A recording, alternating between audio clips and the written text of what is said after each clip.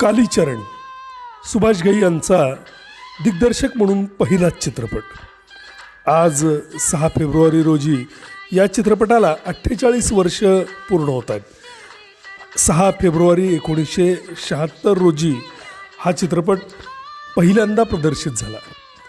शत्रुघ्न सिन्हा आणि सुभाष घई हे दोघं पुण्याच्या फिल्म इन्स्टिट्यूटमध्ये मित्र असल्यामुळं, एकत्रित शिकत असल्यामुळं त्याचवेळी सुभाष घई यांनी शत्रुघ्न यांना शब्द दिला होता की मी जेव्हा कधी चित्रपट निर्मिती करेन किंवा दिग्दर्शन करेन तेव्हा हिरो म्हणून तुलाच घेईन, आणि हा शब्द त्यांनी कालीचरणच्या निमित्तानं पाळला। कालीचरण नंतरसुद्धा जवळजवळ 3 चित्रपट सुभाष घई यांनी शत्रुघ्न यांच्यासोबत केले।